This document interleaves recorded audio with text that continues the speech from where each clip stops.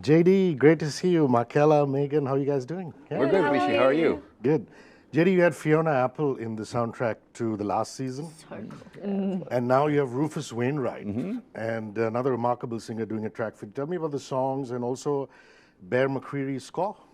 Song is so important in Tolkien. You see it throughout the books, and we work really hard to be able to integrate it into the drama. And so Tom Bombadil's song is one that I think fans have been kind of hearing some version of in their head for a long time, and Bear McCreary had a wonderful sort of approach to it, and we did a couple different drafts of that song before we really found it. We wanted it to have a little bit of that sort of like kind of Beatles almost song you could imagine hearing in a pub and singing together, and you know, but we also needed to have a sort of whimsical, almost sort of like lullaby-ish quality to it. And so we went through a couple of iterations of it before we finally landed on that final version of it. And you hear it in a couple different ways. It's sung both by Tom Bombadil in the actual show. You'll get to hear that eventually. And then also Rufus does an amazing job of it, singing it for the credits. So really excited for fans to be able to experience that. Well, Megan, you're a musician, singer-songwriter, and you sang I'm not a songwriter. I didn't write anything. That was all JD. Yes. But This Wandering Day on season 1, which is really, I really enjoyed that. You sang that as Poppy. Yeah. Recording that, I know it's been a while, that experience. I mean, thank you so much. It was, I mean, incredible. I've never recorded anything professionally before. I've been playing music since I was 4. And so it was really incredible to be able to incorporate that into sort of my acting profession. I didn't necessarily think that it was going to happen. Well, I didn't know that it was going to happen. But Bear McCreary is an incredible composer and musician and person as well. Yeah. It was absolutely wonderful to be able to work with him on this, and he, you know, he conducted me in such a really open and incredible way, and we just kind of got on like a house on fire. So I hope that we can do it again, but who knows?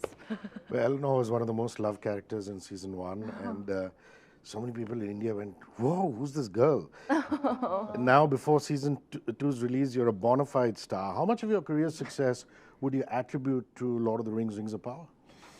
Wow, I mean, well, first of all, that's very kind. Thank you. Yeah, that's just so lovely to hear. I mean, it's definitely, yes, it's changed my life on a personal level, particularly just the people I've gotten to meet and the friendships I've made through the cast and crew and everyone involved has just been amazing.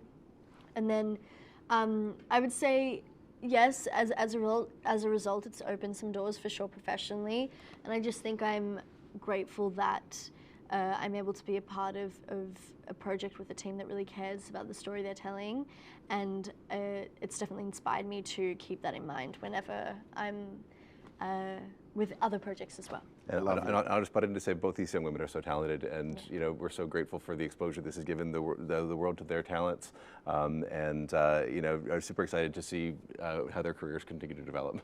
Yeah. JD, we know that Harfoots came a lot before Hobbits, you know, because that's the way the story is built. Before Tolkien's books, movies really took off, books really took off. But what is the essential difference between Harfoots and Hobbits?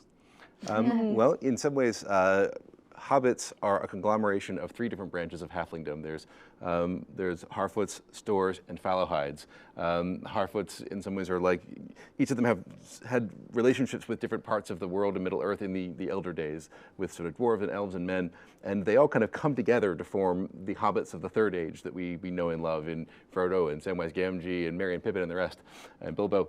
And so you're sort of seeing like one branch in the Harfoots of, you know, the sort of, and they're the part of hobbits that love sort of adventure, and you know, they wander around and have that sort of wanderlust. You see other parts of the hobbits are going to come together in different halflings that maybe we might start to meet even this season. My last question is to the two of you. Elanor and Poppy are best friends, but because Elanor is the smarter, more adventurous one, would you say she often takes Poppy for granted? And Poppy is loyal and trusting. Poppy is loyal and trusting, but she's intrigued by Elanor, and she can't fathom what's going on there sometimes. Is it out of curiosity that she goes through with this? So I want you to comment on the relationship, both of you. Yeah, so I mean, I would say that Poppy is, I wouldn't say that Nori is particularly smarter than Poppy. I would say that Poppy is incredibly intelligent, sometimes a better kind of judge of what's Head happening. sense and heart sense. Yes, exactly. As you said, yes. But I would say that she really does care about Poppy, and she really does value Poppy's insight. She just puts her at risk a lot of the time, and that is something that really irritates me about Nori. But how do you feel about that? I mean, I think the thing that drives Poppy is her loyalty.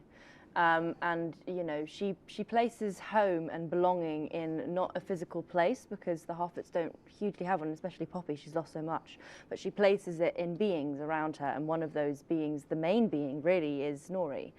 And I forgot what I was gonna say. Curiosity and intrigue in what she is about. Yes, I think. I mean, thank you. Yes, that's really true. Something. I mean, I've spoken a lot about how Poppy doesn't do things she doesn't want to do. I think that's very clear from season 1. She says no a lot.